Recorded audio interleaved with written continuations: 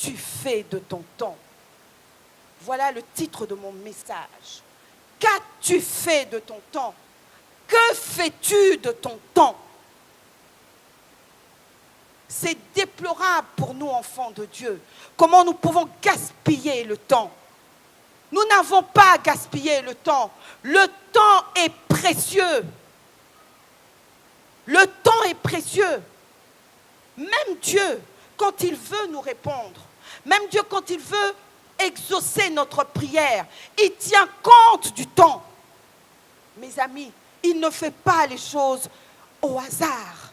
Il ne fait pas des choses dans le désordre. Amen. Est-ce que vous êtes là avec moi? Que fais-tu de ton temps? Aujourd'hui, le temps, pour nous, est facultatif. Pourtant, Dieu même, pour venir sur la terre, ou même Jésus, à un certain moment, il est avec ses disciples, il dit, c'est pour ce temps que je suis venu sur la terre. Il parle que de temps. Aujourd'hui, je voudrais dire à chacun de nous, il y a une porte que nous avons oubliée. Parmi les portes que nous devons nous saisir, je vous avais parlé des portes où nous devons entrer. Et une des portes, parce que la dernière fois je vous ai dit, notre Seigneur Jésus est la porte. Si tu veux accéder aux nouvelles choses, si tu veux accéder à une bonne vie, tu veux vivre la vie de gloire que Dieu a réservée pour toi, des bonnes choses que Dieu a réservées pour toi, tu dois passer par une porte. Il n'y a pas une autre porte que tu peux emprunter que la porte de notre Seigneur Jésus. Il est cette porte-là. Et je vous avais expliqué la dernière fois qu'en tant que porte, cette porte représentait dans le temple de Jérusalem, on laissait souvent des portes. Et une des portes, pas le temple, les murs de Jérusalem, on laissait une porte. Et cette porte était appelée la porte des brebis. Je vous avais dit la fois dernière que dans cette porte, quand on entrait par cette porte, quand on faisait rentrer les brebis par cette porte, les brebis ne ressortaient pas vivants. Alors Jésus, lui, s'est dit que lui, il est la porte des brebis. C'est-à-dire que quand toi, tu es une brebis, tu passes par là, par Jésus, tu es sûr d'avoir la vie et non la mort. Alléluia. Parce que c'est lui qui a porté ta vie. C'est lui qui s'est donné. Au lieu que ce soit la brebis qui se donne pour son berger, mais c'est le berger qui s'est donné pour la brebis. Alléluia. Ça, c'était la fois dernière. Alors, il y a une autre porte que je voudrais te dire. Cette porte a été inaugurée par notre Seigneur Jésus. Quand il est venu sur la terre, il a inauguré une nouvelle porte. C'est la porte du salut. Et cette porte du salut, il veut que toi, tu puisses savoir que cela est important. Il te donne ce temps. Il te donne ce temps. Lui, il a eu 3 ans et demi, simplement. 3 ans et demi sur la terre pour accomplir ce pourquoi il a été appelé sur terre. Mais nous, Dieu nous a donné le temps. Et il nous a donné le temps, mais ce temps est bien fixé. Ne pensons pas que nous pouvons faire de notre temps ce que nous voulons. Aujourd'hui, nous gaspillons le temps. Nous gaspillons le temps. Mais le temps pour notre Dieu est de l'argent. Notre Dieu a sémé ce temps. Et il veut récolter quelque chose de ce temps dans nos vies. Il a sémé notre Seigneur Jésus. Et il veut récolter dans nos vies un temps favorable. Il veut récolter des fruits. Mais que donnes-tu à ton Dieu? Qu'est-ce que tu donnes à ton Dieu? Alléluia. Il y a un autre effet encore des portes. Je vais en parler tout à l'heure. C'est que, vous savez, Jérusalem, c'est un peu comme nous, comme nos vies. Et souvent, on compare le temple à notre vie. On compare une ville à notre vie. Alléluia. Et il y a eu un temps où Jérusalem était une ville florissante. Mais à un certain moment, elle s'est laissée avoir. Et quand elle s'est laissée avoir, eh bien, ces murs sont tombés. Parce que les murailles dans une ville gardent la ville, protègent la ville. Ça fait en sorte que l'ennemi ne peut pas entrer dans ta vie. Mais Jérusalem, tellement qu'il s'est donné dans l'iniquité, dans le péché, que ces murs se sont fragilisés. Et quand ces murs se sont fragilisés, l'ennemi est entré, l'ennemi a cassé des portes. Donc, l'ennemi est entré et a dévasté les habitants de Jérusalem. Aujourd'hui, je veux te dire une chose, que Dieu te compare à la ville de Jérusalem. Il t'a laissé un temps, il t'a donné un temps. Moi, j'aime bien quand Jésus dit à Jérusalem, il pleure 2 fois. 2 fois, il pleure. Il dit, Jérusalem, Jérusalem, 2 fois. En lui disant qu'il n'écoute pas à tous les prophètes qui viennent pour parler de leur vie. Aujourd'hui, nous sommes dans le 2e mois. 2 fois Dieu parle. Dieu parle une fois et il parle la 2e fois. Et quand il parle la 2e fois, c'est que les choses doivent s'accomplir. Aujourd'hui, Église, nous ne faisons plus attention, nous ne prêtons pas attention au temps que Dieu nous a donné. Nous laissons que l'ennemi dévaste nos villes, dévaste nos maisons, fait ce qu'il veut. Parce que nous ne sommes plus gardiens de ce que Dieu nous a donné. Nous laissons faire l'ennemi dans nos familles. Nous laissons faire l'ennemi dans nos vies. Nous donnons à Dieu toutes sortes de raisons. Comme si le temps qu'il nous a donné ne suffit pas. Pourtant, ce temps suffit. Alléluia. Par ce passage, par ce que je veux vous apporter, je préfère qu'on aille dans Matthieu 25. On nous parle de parabole des talents. Des talents. Peut-être que vous allez me dire, où est le problème de temps par rapport à ça? Amen. La parabole des talents. Ce matin, quand je me suis réveillée, hier encore, je me battais à savoir qu'est-ce que je veux vous apporter. Je me battais. Parce qu'il y avait déjà la parole qu'il fallait, mais l'esprit m'a mis dans comment on va dire ça, dans un trouble. Je me suis dit, mais qu'est-ce que je vais leur apporter? Je me trouble dans ce que je veux apporter. Et le Seigneur, ce matin, en me réveillant, me met la parabole des talents. Amen. Ne nous amusons pas avec Dieu. Ne pensons pas qu'avec Dieu, nous avons le temps. Nous n'avons pas le temps. L'apôtre Paul disait, il court pour gagner le temps. Le temps, nous pouvons le gagner. Mais si nous laissons passer simplement un peu de temps, ça sera difficile de pouvoir le rattraper. Ce que nous n'avons pas fait demain, nous ne pourrons pas le faire aujourd'hui. Ce que nous n'avons pas fait il y a 10 ans, nous ne pourrons pas le rattraper aujourd'hui. C'est pour cela que nous devons tout faire. Pour que ce temps que Dieu nous donne, que nous faisons ce que Dieu nous demande. Alléluia. Est-ce que je parle à quelqu'un? J'ai l'impression qu'il y a une certaine distraction. Nous parlons entre nous, nous regardons à gauche et à droite. Le Seigneur ne veut pas que nous regardions aux circonstances. Il ne veut pas que nous regardions aux épreuves. Il veut que nous nous fixons à lui. Que nous nous fixons à lui. Et aujourd'hui, les enfants de Dieu regardent plus aux circonstances, regardent plus aux épreuves, regardent plus à ce qui leur manque, regardent plus à ce qui ne va pas, que de regarder à l'objectif qu'est notre Seigneur Jésus, à regarder à l'objectif qu'est la parole que Dieu t'a donnée. Est-ce que tes yeux sont encore rivés par rapport à cette parole, par rapport à ce que Dieu t'a donné, par rapport à ce que Dieu t'a dit? Parce qu'il y a un temps fixé entre ce que Dieu te dit et l'exécution de ce que toi tu dois faire. Ce temps-là est déjà résolu.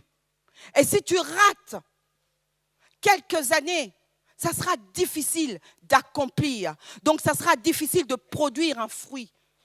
Ça sera difficile. Ce n'est pas impossible. Alléluia. On peut lire ce passage pour que nous puissions simplement voir ce que le Seigneur Jésus nous dit dans cette parabole. Matthieu 25, verset 15. Il donna 5 talents à l'un, 2 à l'autre et 1 au troisième, à chacun selon sa capacité, et il partit. Aussitôt, celui qui avait reçu les 5 talents s'en alla, les fit valoir, et il gagna les 5 autres talents. De même, celui qui avait reçu 2 talents en gagna 2 autres. Et celui qui n'en avait reçu qu'un alla faire un creux dans la terre et cacha l'argent de son maître. Longtemps après, le maître de ses serviteurs revint, et il leur fit rendre compte. Celui qui avait reçu les 5 talents s'approcha en apportant 5 autres talents, et il dit, « Seigneur, tu m'as remis 5 talents, voici j'en ai gagné 5 autres. » Son maître lui dit, « C'est bien, bon et fidèle serviteur. Tu as été fidèle en peu de choses, je te confierai beaucoup. Entre dans la joie de ton maître. » Celui qui avait reçu les 2 talents s'approcha aussi, et il dit, « Seigneur, tu m'as remis 2 talents. Voici, j'en ai gagné 2 autres. » Son maître lui dit, « C'est bien, bon et fidèle serviteur. Tu as été fidèle en peu de choses, je te confierai beaucoup. Entre dans la joie de ton maître. » Celui qui n'avait reçu qu'un talent s'approcha ensuite et dit, « Seigneur, je savais que tu es un homme dur, qui moissonne où tu n'as pas semé et qui amasse là où tu n'as pas vanné. J'ai eu peur et je suis allé cacher ton talent dans la terre. Voici, prends ce qui est à toi. » Son maître lui répondit, « Serviteur méchant et paresseux, tu savais que je moissonne où je n'ai pas semé et que j'amasse où je n'ai pas vanné. Il te fallait donc remettre mon argent au banquier et à mon retour, j'aurais retiré ce qui est à moi avec un intérêt. Ôtez-lui donc le talent et donnez-le à celui qui a les 10 talents. Car on donnera à celui qui a et il sera dans l'abondance. Mais à celui qui n'a pas, on ôtera même ce qu'il a. Et le serviteur inutile, jetez-le dans les ténèbres du dehors, où il y aura des pleurs et des grincements de dents. » Amen. Vous vous rappelez de cette parole? Vous voyez, le Seigneur Jésus, quand on nous parle de ce passage, on ne voit pas là où se trouve le temps. D'accord? Mais on nous dit une chose. Si on peut le recommencer au début.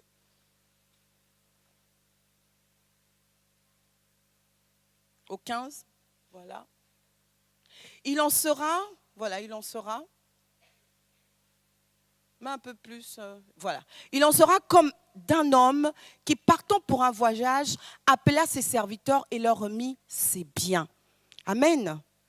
Quand nous venons dans le Seigneur, quand le Seigneur nous appelle, quand nous donnons notre vie au Seigneur Jésus, comme je vous disais, le Seigneur Jésus, lui, il est parti, donc il nous a laissés. Mais il nous a laissés entre les mains ses biens. Alléluia. C'est bien, tu peux te dire, mais moi, j'ai que ma vie. Hein. Non. C'est bien qu'il nous donne. C'est nos familles, les amis, les gens qui sont tout autour de nous. Il nous donne beaucoup de biens à pouvoir gérer.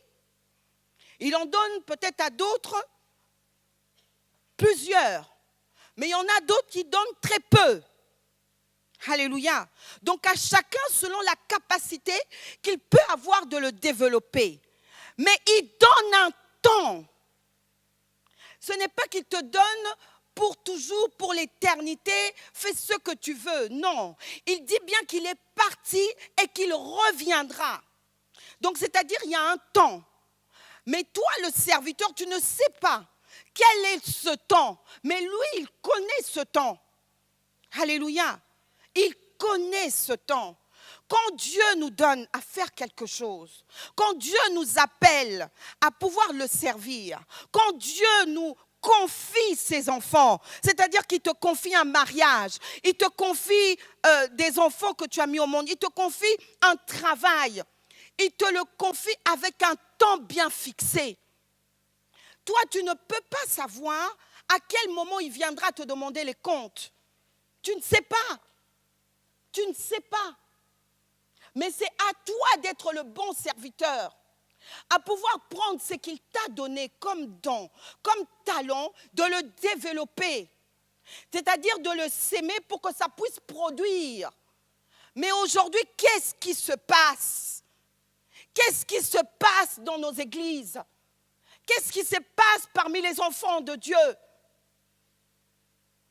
Des choses que Dieu nous a données, les familles que Dieu nous a données, les mariages que Dieu nous a donnés, le travail que Dieu nous a donné, ils ne trouvent pas que cela produit.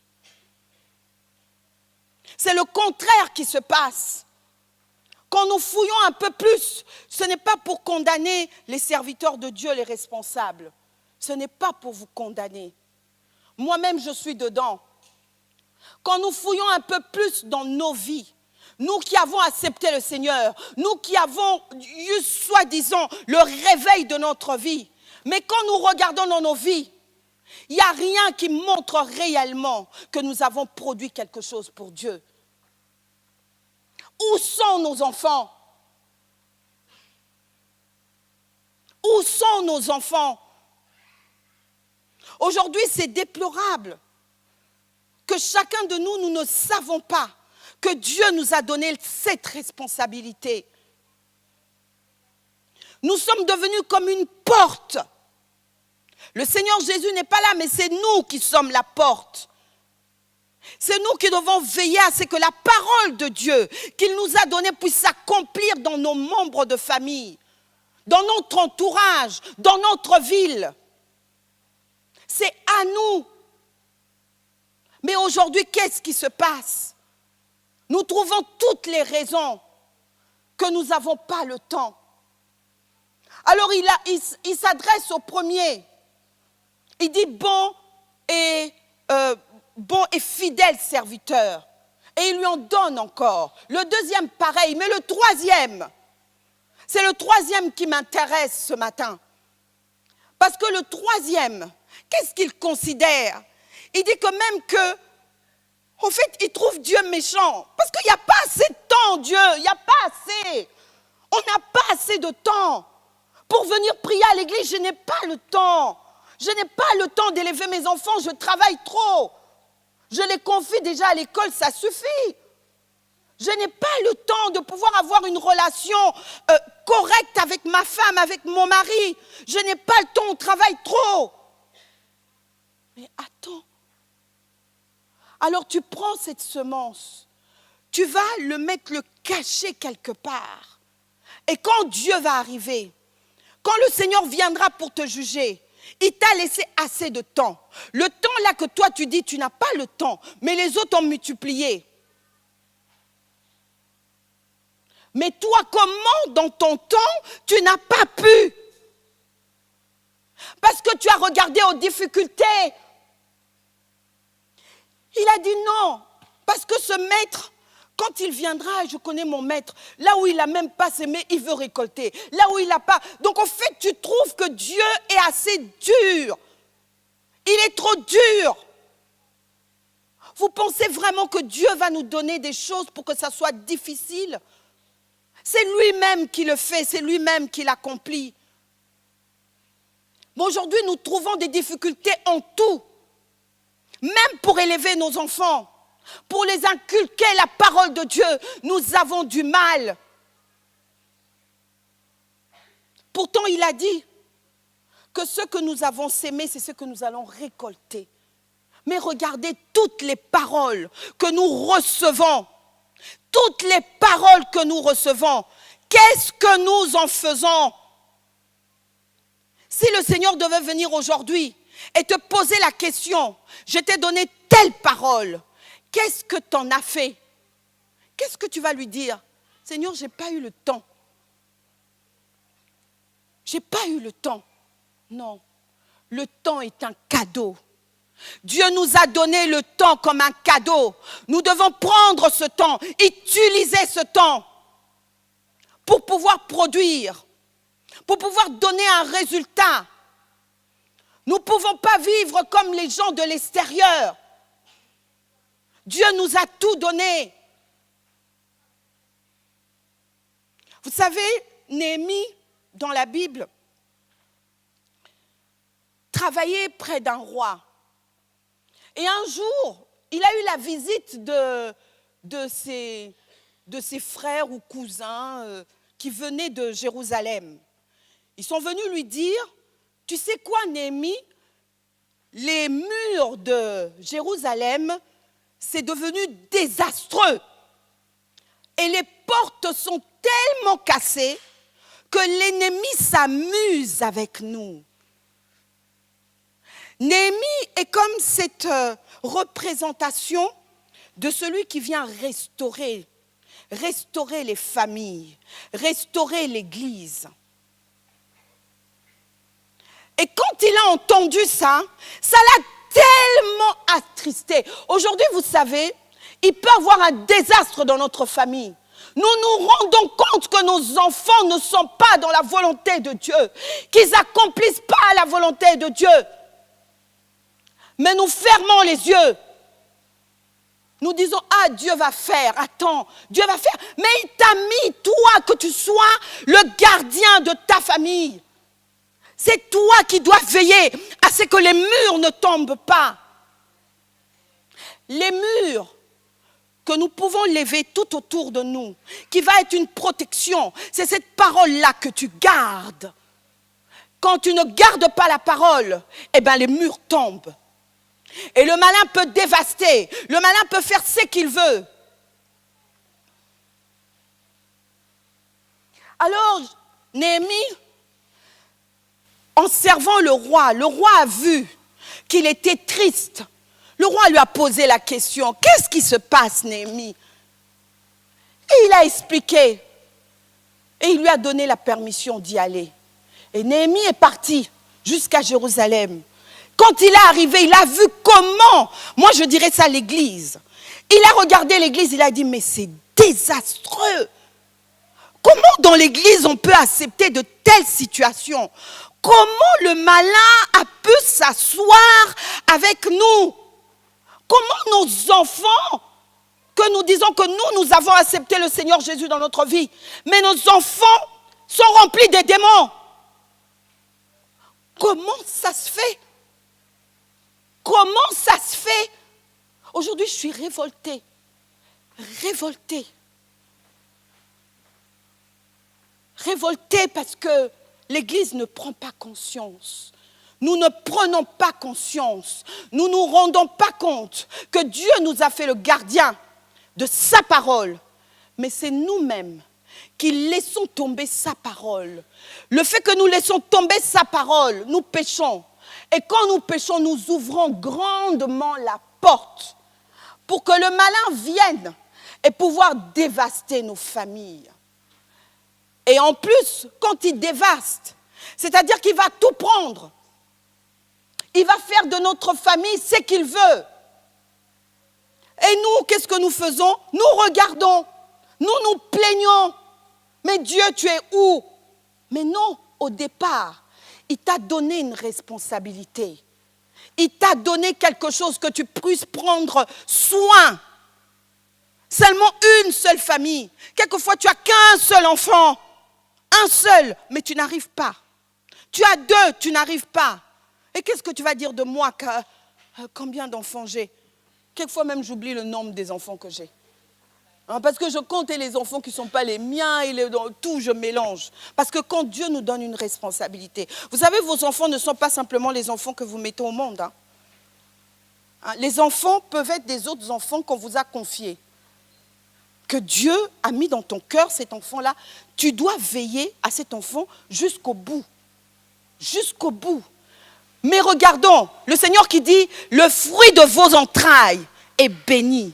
Est-ce qu'aujourd'hui, est-ce qu'on peut dire que le fruit de nos entrailles est béni?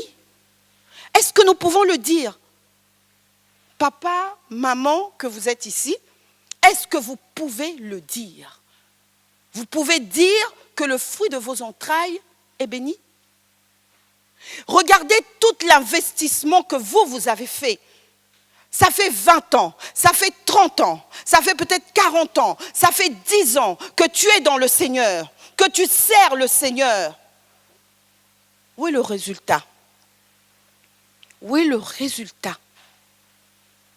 Vous allez voir qu'il y a un semblant de résultat. Soyons vraiment sincères avec nous-mêmes. Ce matin, j'ai voulu vraiment que vous réalisez cela. Ce n'est pas une parole que j'ai pris le temps d'écrire. Même, j'arrive même pas à lire ce que j'ai écrit. Parce que le Seigneur a mis dans mon cœur ce poids. Pour rappeler à chaque famille ici que le Seigneur ne vous a pas donné un temps pour rien. Ce n'est pas simplement le temps de venir à l'église et de repartir. Non. Dieu vous a donné cadeau d'un temps. Mais ce temps-là, il faudrait que vous fassiez quelque chose. Il vous a donné la responsabilité sur des personnes qui sont tout autour de vous. Tu peux ne pas être parent, mais Dieu t'a donné une responsabilité. Tu peux être un enfant, mais Dieu t'a donné la responsabilité sur tes parents.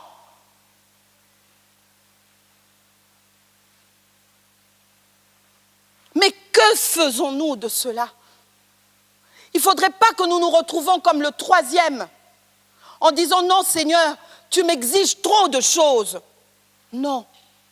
Néhémie, quand il a vu le désastre,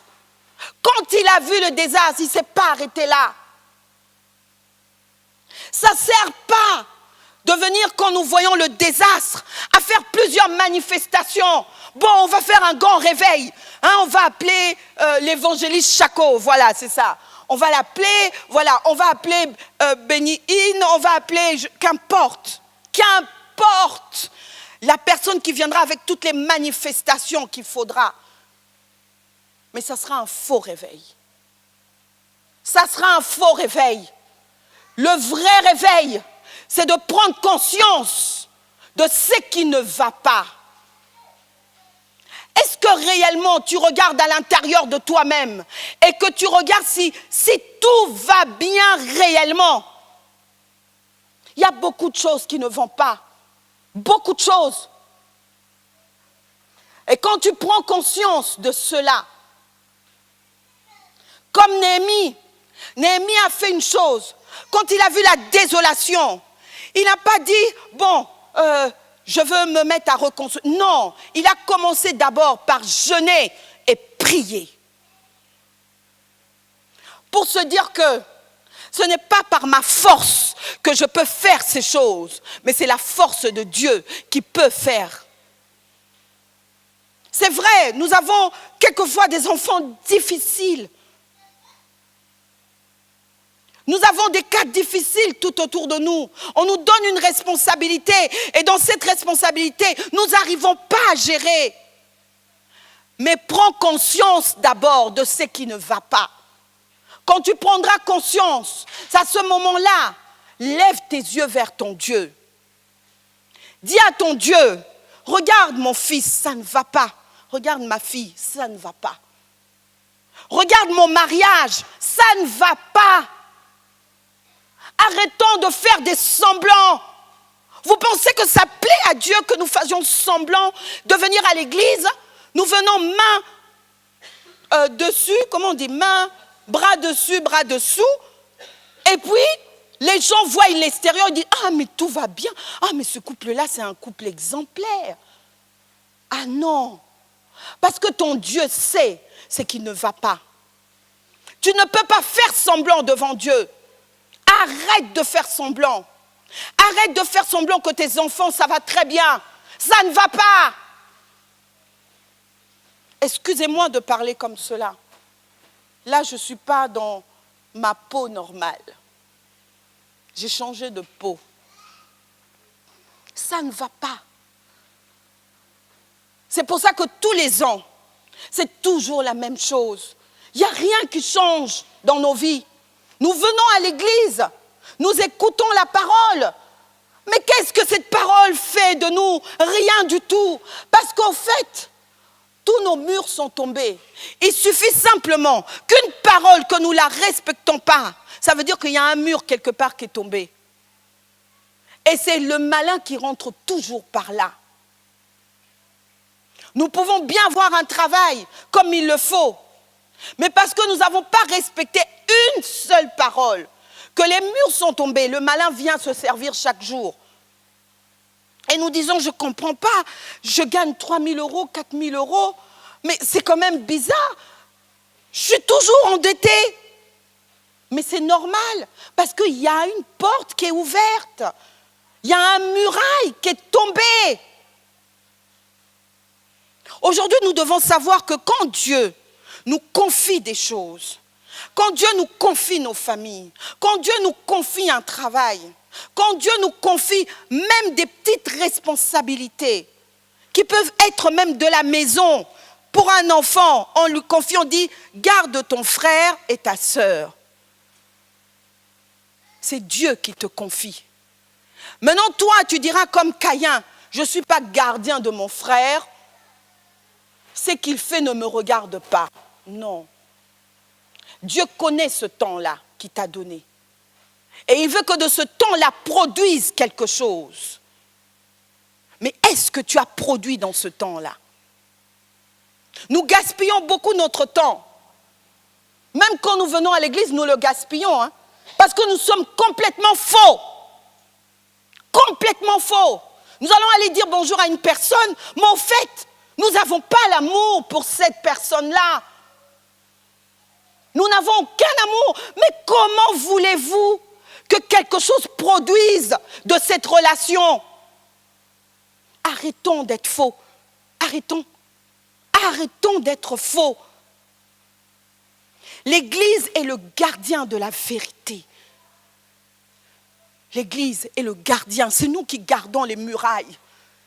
Et si ces murailles-là, c'est nous-mêmes qui le faisons tomber, le malin va dévaster l'Église. Le malin va faire ce qu'il veut. Et peut-être que toi, tu vas te dire, ah mais moi je connais le Seigneur, ça va et tout. Mais tu oublies que tu as ta descendance. Ta descendance est derrière toi. Et cette descendance-là, qu'est-ce qu'elle fera? Comment elle va s'en sortir? Le malin va le dévaster. C'est pour ça que vous voyez que même dans l'église, nous permettons tout. Nous pouvons permettre que nos enfants vivent maritalement. Nous pouvons permettre que nos enfants viennent avec leurs copains, leurs copines. Nous permettons ce qu'il faut. Et puis on dit on se dit, non, il faut accepter comme... Non, nous sommes le gardien. Nous sommes le gardien. Le Seigneur t'a mis à la porte de ta maison. Tu dois être celui qui garantit, quelle que soit la chose qui doit entrer, pour entrer dans ta maison, tu dois surveiller. Tu dois garder.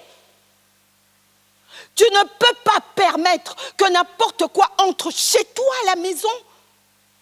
Tu ne peux pas permettre que n'importe quoi entre dans l'église.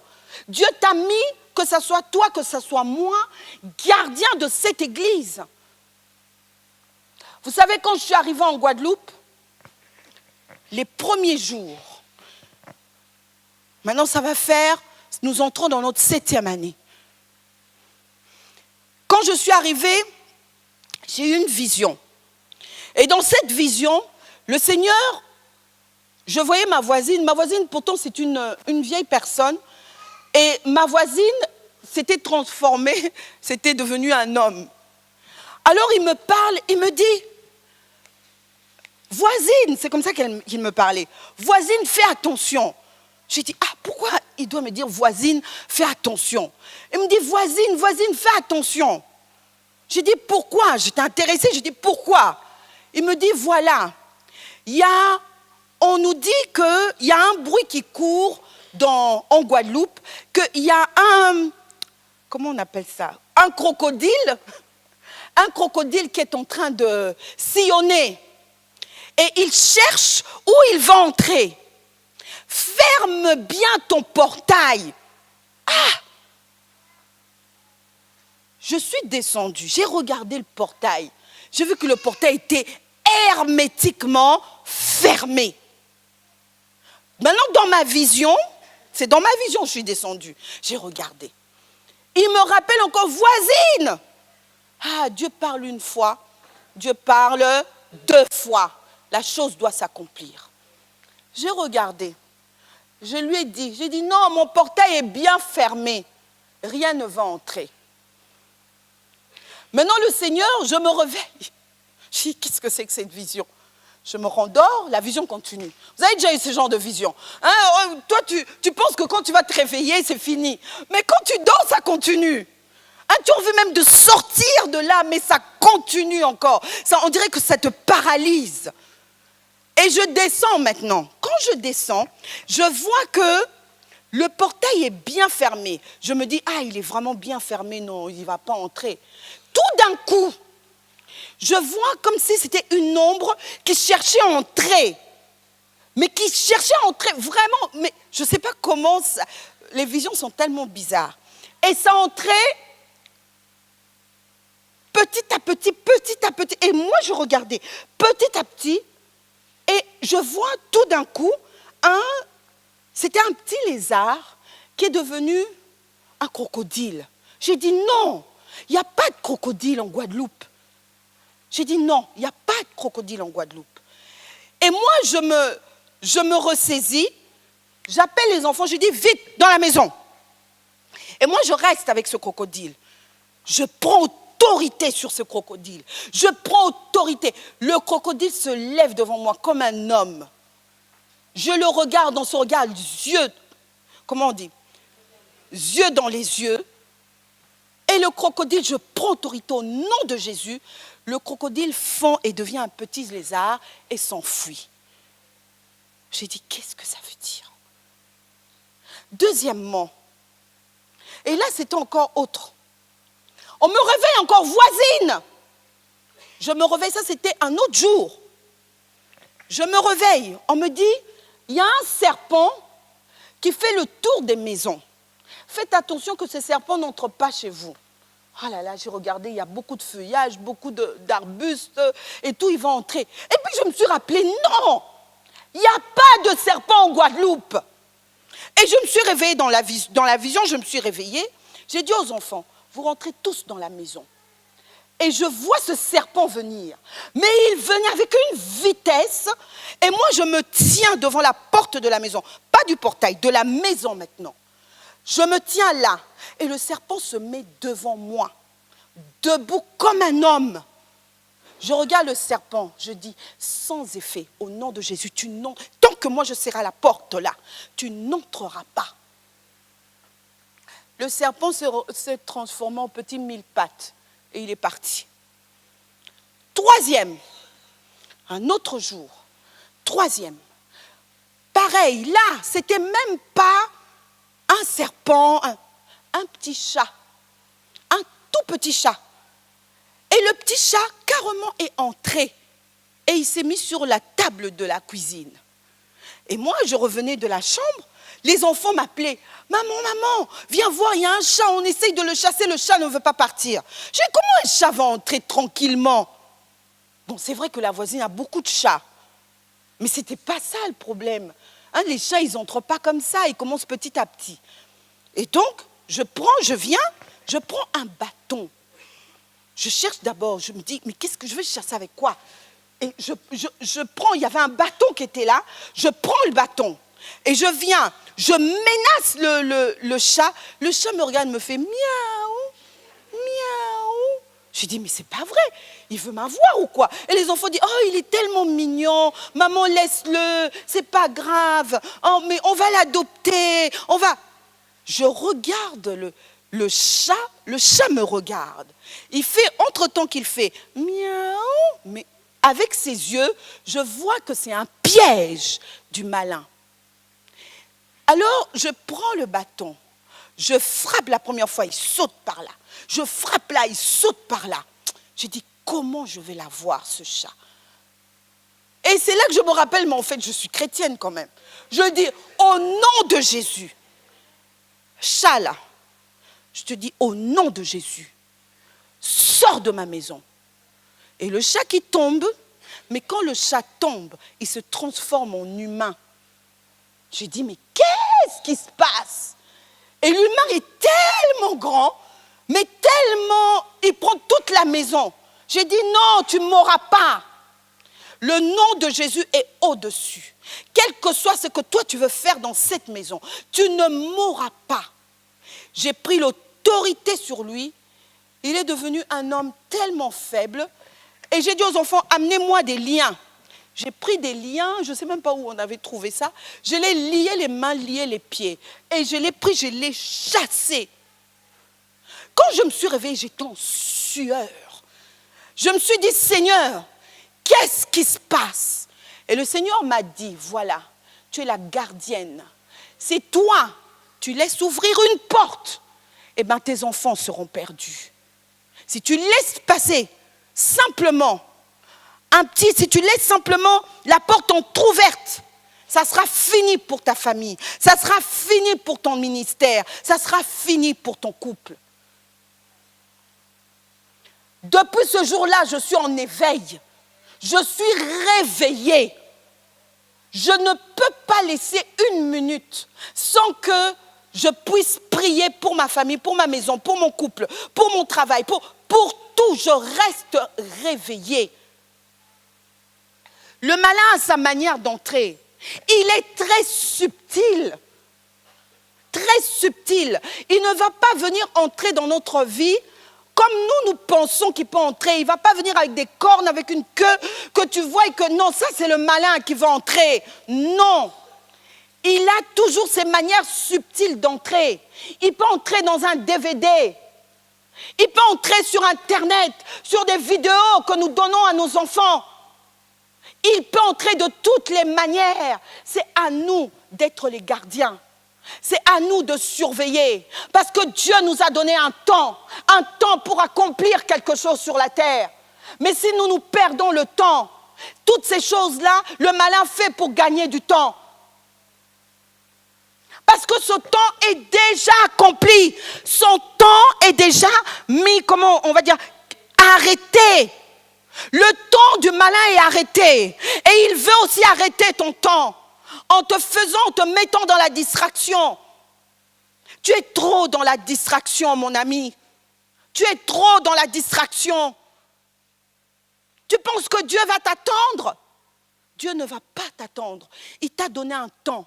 Si t'avais donné 15 ans, ça sera 15 ans. Si tu as donné 30 ans, ça sera 30 ans. Ne pense pas qu'il va rajouter un petit peu de temps. Non, il ne rajoutera pas le temps. Il n'a pas rajouté le temps à Jésus. Jésus devait faire 3 ans et demi de son ministère. C'est resté 3 ans et demi et tout a été accompli. C'était parfait. Il a aussi un temps parfait pour toi. Mais qu'est-ce que nous faisons? Nous restons à regarder nos circonstances, nos situations, nos problèmes, nos difficultés. Du coup, il nous reste très peu de temps. Très peu de temps pour faire ce que Dieu nous a appelés sur terre. Heureusement qu'on a un Néhémie.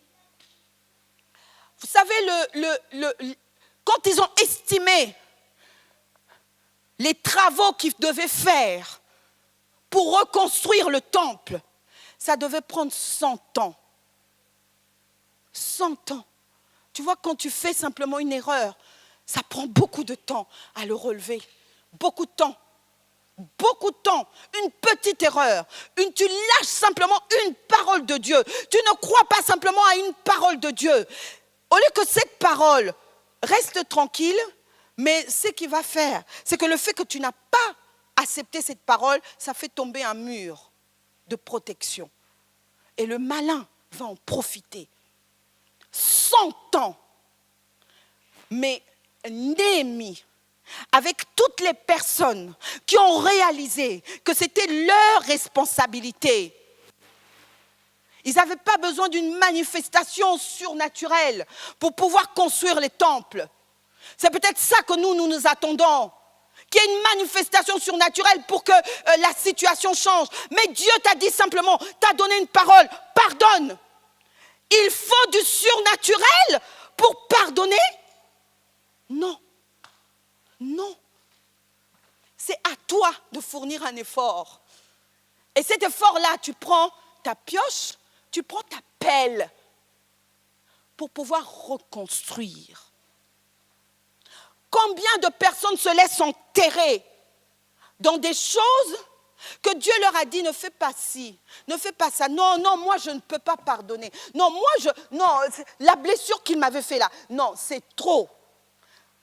On reste dans des rancunes. On reste dans des paroles que les autres nous disent. Au fait, ces paroles-là nous font quoi? Ça nous fait comme le troisième homme. On s'enterre avec. Au lieu de construire, on s'enterre.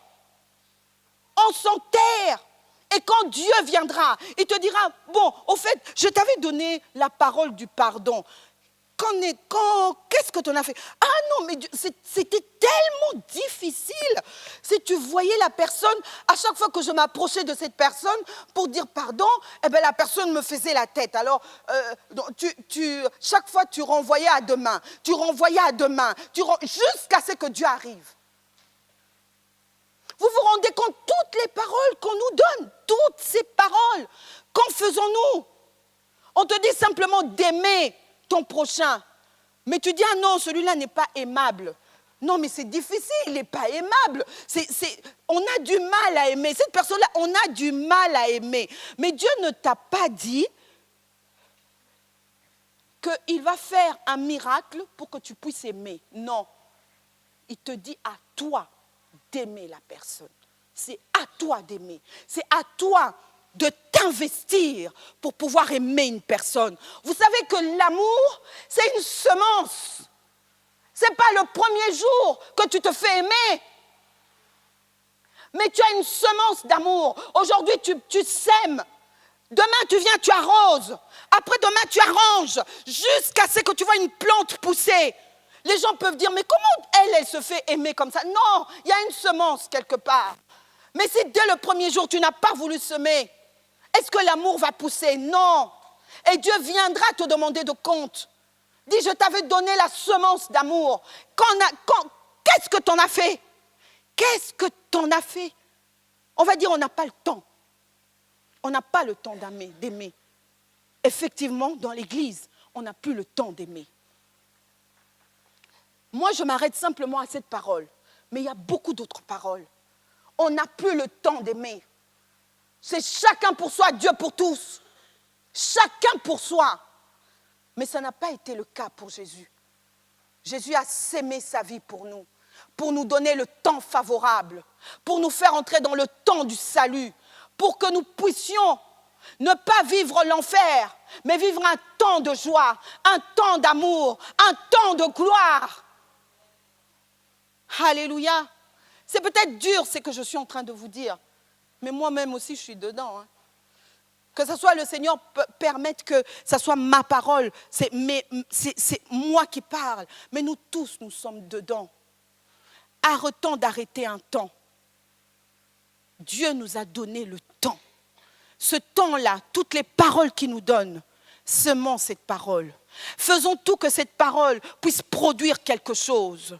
Puisse produire de manière que nous soyons, quand même des choses ne vont pas à l'extérieur, mais nous sommes les gardiens des paroles que Dieu a données. Tu es le gardien de la parole que Dieu a donnée à ta fille. Tu es le gardien de la parole que Dieu a donnée à ton fils. Tu es le gardien de la parole que Dieu a donnée à ton mari, à ta femme. Tu es le gardien. Vous savez quoi? Moi, je me rappelle toutes les prophéties qu'on a données à mes enfants. Alors quand je vois que mon enfant va un peu à gauche, un peu à droite, je dis attends, assieds-toi. Tu sais comment tu t'appelles? Bon, de ton nom là, ça veut dire ta. Telle époque, un prophète un tel t'a dit ça. L'autre époque, on t'a dit ça. L'apôtre t'a dit ça. Moi-même, je t'ai dit ça. Regarde la vision que Dieu t'a donnée un jour. T'as dit ça. Je veille. Je veille.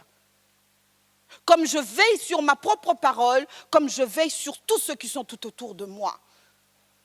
Arrêtons de tourner tout autour de nos propres problèmes. Aujourd'hui, si les enfants vont mal dans l'église, si les enfants n'arrivent pas à pouvoir produire, c'est parce que nous, parents, nous nous sommes arrêtés sur nos propres problèmes. Nous avons laissé nos enfants grandir eux-mêmes. Alléluia. Moi, j'ai ce cas à la maison. C'est-à-dire que mes enfants, j'ai fait grandir des enfants jusqu'à un certain âge. Et après, j'ai une autre qui arrive, qui n'est pas de la même génération que les autres. Du coup, elle apprend tout toute seule. Vous n'avez pas besoin de lui dire que ça s'appelle ça. Hein. Elle le sait. Toi-même, quand tu t'étonnes, elle te parle en français, tu dis, mais non, mais ça, c'est le français d'adulte.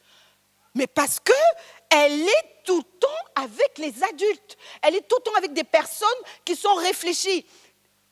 Une autre personne va faire ses devoirs en train de réciter. Elle le récite.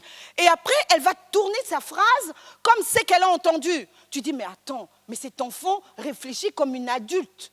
Parce qu'elle se fait elle-même.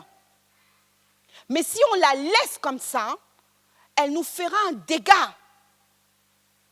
Alléluia. Elle nous fera un dégât. Quand elle peut. Vous savez, il y a des jeux sur les téléphones. Alors, il y a un jeu, je ne sais pas comment ça s'appelle, surfeur.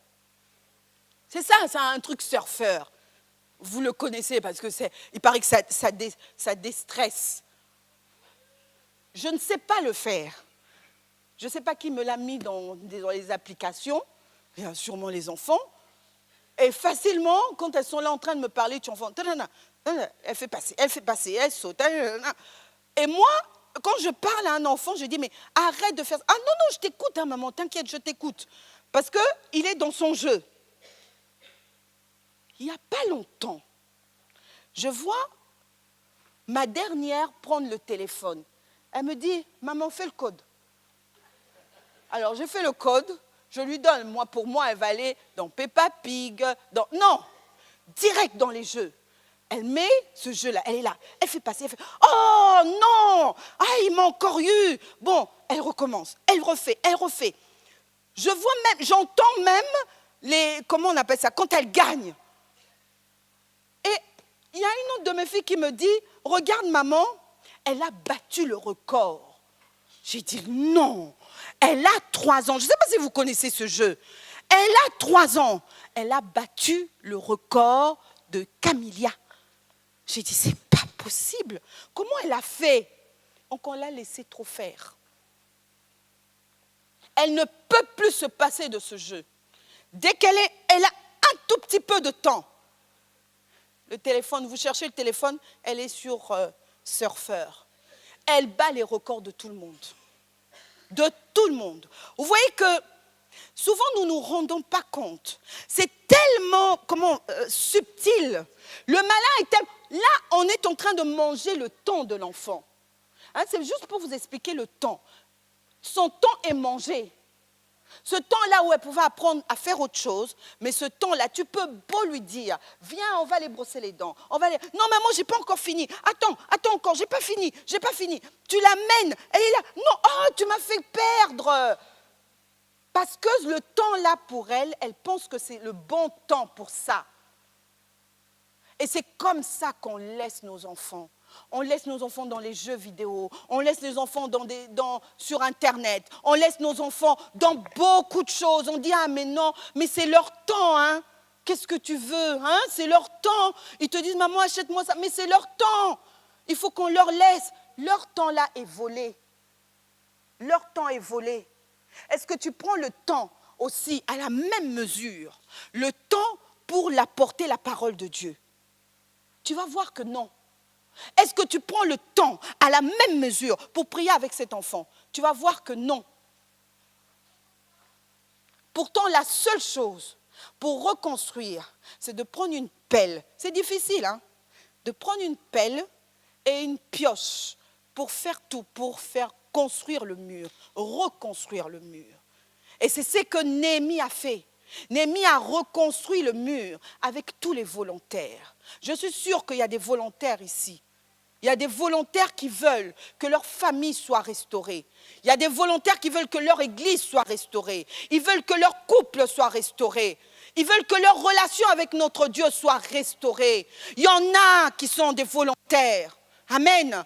Alors, il n'y a qu'une seule chose, c'est de crier à ton Dieu, de dire à ton Dieu, Seigneur, viens, je te demande pardon pour tous les temps que j'ai laissé tomber, pour tous les temps où j'ai fait autre chose, pour tout le temps où j'ai perdu, pour tout le temps où je suis restée en train de penser, celui-là m'a fait telle chose, celui-là m'a fait ça, celui-là, tout le temps que je me suis, comment on va dire, morfondre, comment on dit morfondre ?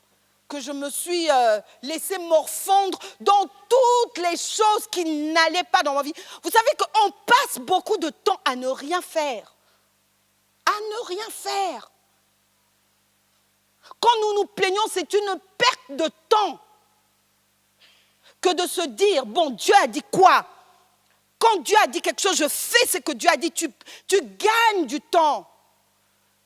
Et Néhémie, on nous dit que 100 ans pour pouvoir construire.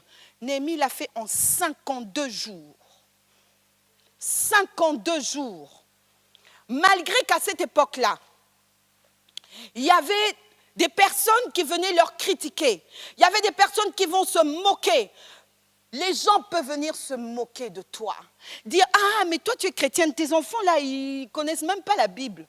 Hein, tes enfants, ils ne connaissent même pas Dieu. Ah, toi tu es chrétien, mais regarde ton mari. Regarde ce qu'il fait. Et tu te dis chrétien. Ah, toi tu es chrétien, mais regarde tes enfants. Mais malgré qu'ils ont tel âge, mais regarde ce qu'ils font. Non, non, ne les écoute surtout pas. Ne les écoute pas. Tu as peut-être perdu du temps. C'est peut-être difficile à le rattraper. Mais si tu vas vers le restaurateur de brèche, celui-là, quand tu confies ton cas, c'est le Dieu de l'impossible. Alléluia. C'est le Dieu qui peut refaire. C'est le Dieu qui peut restaurer. Il est encore là. Hein, si c'était la fin, là, on ne pourrait pas parler de cette parole. Mais ce Dieu-là nous donne encore le temps. Nous donne encore le temps de pouvoir nous refaire, de pouvoir reconstruire encore notre relation, de pouvoir encore être chaud pour Dieu, de pouvoir encore nous mettre dans la prière, de pouvoir encore jeûner, de pouvoir encore servir Dieu comme Dieu le veut et non comme nous voulons. Quand nous servons Dieu comme nous voulons, nous perdons notre temps. Quand tu dis, ah non, moi j'ai choisi d'aller vendredi, le vendredi ça me suffit. Un coup je fais vendredi, un coup je fais dimanche. Et un autre coup je vais à la cellule, donc j'établis. Là tu perds le temps. Mais quand tu fais selon ce que Dieu te dit, je ne te dis pas que c'est tous les jours va à l'église. Non, quand tu fais selon ce que Dieu te dit, tu gagnes du temps. Tu gagnes. Jésus il a gagné le temps parce qu'il a obéi à la parole de Dieu. Que ça soit un point sur un i. Jésus a obéi. C'est pour ça que ça a été fait en 3 ans et demi. Mais nous, quand Dieu veut même nous envoyer une parole ou que la parole puisse s'accomplir dans notre vie, pourquoi ça doit prendre 10 ans? Pourquoi ça doit prendre 7 ans pour que ça s'accomplisse? Parce que simplement, nous n'obéissons pas aux instructions que la parole de Dieu nous donne. Si nous obéissons simplement, vous allez voir que l'exaucement même de la prière, ça va se faire de suite. De suite. Souvent, nous restons pendant 7 ans, 10 ans à attendre la conversion d'un enfant, la conversion d'un mari, la conversion d'une femme, la conversion d'un parent. Nous attendons pendant des années parce que simplement, c'est nous qui n'obéissons pas à la parole. Comme nous n'obéissons pas à la parole, le malin profite, il entre. Et il rend encore la tâche plus difficile. Il faut encore repartir vers Dieu pour que Dieu restaure, qu'il refasse encore avec nous. Et les murs se remettent encore comme il le faut. Tant que tu ne vas pas revenir dans l'obéissance, donc tu ne vas pas former les murs tout autour, le malin profitera toujours. Aujourd'hui, mon message, ce n'est pas pour nous juger, mais c'est pour nous faire prendre conscience. Nous sommes une église que Dieu nous aime. Amen. Je ne sais pas si tu prends conscience de ça. Parce que Dieu te parle à travers tout. Même les prénoms qu'il donne à tes enfants. Vous savez, moi je prends compte de tout. quand le Seigneur m'a donné, chaque enfant a un message dans ma vie. Chaque enfant a un message dans ma vie. Et je veille à ce que ce message reste. Alléluia, je ne veux pas vous donner le nom de chaque enfant pour vous donner le message de chaque enfant. Ça me regarde moi. Mais le Seigneur, quelquefois, vous avez un enfant et Dieu vous donne un nom. Ce nom-là fait partie de la mission que vous devez faire. Mais dites-moi, le nom que vous avez donné à votre enfant, est-ce que c'est la mission que vous accomplissez? Est-ce que c'est la parole que vous accomplissez? Vous allez voir que non. Vous allez voir que vous avez laissé tomber. Vous allez voir que vous vous êtes fatigué. Vous allez voir que vous avez laissé ça à Dieu. Ah, mais Dieu va faire en tant qu'il fera. Ah bon? Parce que Dieu est éternel. Mais ça ne se fera pas. Dieu est éternel. Hein? Dieu est éternel. Et si toi tu laisses à Dieu, Dieu va faire. D'accord? Mais ce sera éternellement qu'il ne va pas faire. Parce qu'il est éternel. D'accord? Mais c'est à toi de savoir que quand Dieu te donne, c'est à toi de prendre ta pelle, de prendre ta pioche et de construire cette parole dans ta vie. Tu dois construire cette parole dans ta vie. Tu ne dois pas laisser une autre personne venir construire cette parole dans ta vie. Ce ne sont pas des autres personnes qui sont allées construire le mur de Jérusalem. Mais c'est eux-mêmes, les Juifs, qui ont construit ce mur. C'est eux-mêmes. C'est toi-même qui dois construire ta vie.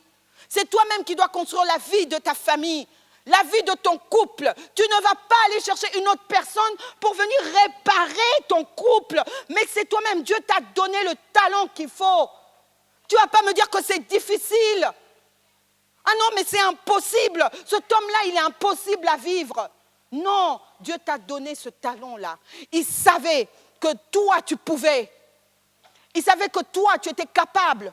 Il t'a donné 5 enfants, il t'a donné 6 enfants, il t'a donné 10 enfants. Il sait que toi, tu as la capacité d'aider ces enfants. Il sait. Ne dis pas que c'est impossible. Ne dis pas que c'est un hasard. Ce n'est pas un hasard. C'est pour ça que je dis à toutes les mamans et à tous les papas de cette assemblée, arrêtez de pouvoir livrer vos enfants. Vous livrez vos enfants. Vous livrez vos enfants. Arrêtez ça. Arrêtez. Dieu veut que vous vous levez. Dieu veut un vrai réveil. Un vrai réveil commence par une repentance. De dire non, c'est vrai, Seigneur, tu as raison. J'ai trop laissé ma fille. J'ai trop laissé mon... Non, à partir d'aujourd'hui, je ne vous dis pas que quand tu vas rentrer à la maison, tu dis à ta fille, écoute, tu ne sors plus. Tu as vu comment on m'a humilié là-bas à l'église? Que je te laisse trop sortir. Tu ne sortiras plus. Tu restes là, tu me donnes ton téléphone. D'ailleurs, donne-moi ton téléphone. Non, non, non, non. Surtout pas. Non. Ne faites surtout pas ça. D'accord? Ne le faites pas. Ça, c'est entre nous. Ne le faites pas.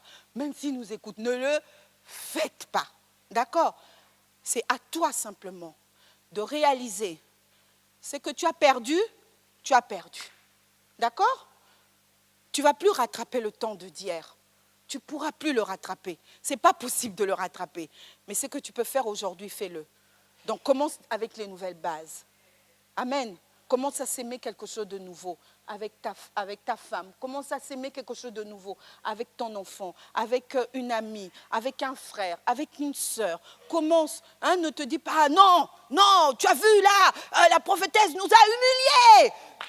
Nous a humiliés. Nos enfants ne sont pas ce qu'il faut. Non, non, non. Ça, c'est le temps d'hier. Aujourd'hui, c'est un jour nouveau. Et le jour nouveau, Dieu nous donne la possibilité. Il nous donne un nouveau temps. Il nous ouvre une nouvelle porte pour que chacun de nous, que nous réalisons, comme Néhémie. Amen. Tu vas étendre tes mains vers ton Dieu. Parce que lui connaît ton cœur. Il sait qui tu es réellement. Il sait où il veut t'amener réellement. Quel que soit ton âge. Quel que soit ton âge. Papa, je bénis ton saint nom. Je te glorifie parce que tu es le Dieu qui nous parle, tantôt d'une manière, tantôt d'une autre. Tu nous parles une fois, tu nous parles 2 fois. Et quand tu nous parles à la 2e fois, nous savons une chose, que c'est que tu as dit, cela va s'accomplir. Tu viens de nous parler ce soir, ce matin. Nous nous confions à toi. Papa, seul ton peuple n'arrivera pas à aller de l'avant. Mais toi, tu es le Dieu qui voit dans nos cœurs. Tu es celui qui révèle, Seigneur mon Dieu, les secrets de nos cœurs. Celui qui peut nous aider à reconstruire les murailles, Seigneur mon Dieu, qui ont été renversées par le péché, par l'iniquité, par l'incrédulité. Seigneur, nous nous présentons à toi. Tu es le Dieu de notre vie. Tu nous as donné ce temps pour que nous puissions te connaître. Nous ne voulons pas que ce temps soit gaspillé dans notre vie, mais nous voulons que ce temps puisse, Seigneur, être le temps qu'il faut et que nous puissions produire, Seigneur, des fruits dignes de repentance, des fruits que tu attends de nous. Seigneur, je bénis ce peuple, que ma présence tout au long de cette semaine soit un réveil pour chacun d'eux, qui prennent conscience de ce qu'ils sont réellement, de l'importance qu'ils ont dans ton cœur. À partir d'aujourd'hui, que tes enfants ne puissent plus regarder aux circonstances, mais qu'ils regardent simplement à toi, qu'ils soient focalisés sur la parole que toi tu leur as donnée. Seigneur, je bénis chaque famille de cette maison. Que ta paix, que ta grâce puisse surabonder dans leur vie. Tu es le Dieu qui nous pardonne. Malgré tout le temps que nous avons gaspillé, Seigneur, toi pardonne à chaque famille, à chaque maison, à chaque gardien qui a laissé entrer n'importe quoi dans la maison. Le Dieu qui va nous révéler, le Dieu qui va se faire encore voir, fais-toi voir dans la vie de tes enfants. Révèle-toi, que ce mois de février, que les esprits de tes enfants puissent s'éclairer, que toi qui es la lumière, que tu puisses éclairer chacun de tes enfants, que tu puisses visiter tes enfants par des songes, par des visions. Réveille, Seigneur mon Dieu, l'esprit de prophétie, afin, Seigneur mon Dieu, de guider ton peuple, et que ton peuple ne soit plus dans la confusion. Je les bénis, qui passent un très bon dimanche, une bonne semaine, sous ta garde puissante, au nom de notre Seigneur Jésus-Christ. Amen. Alléluia.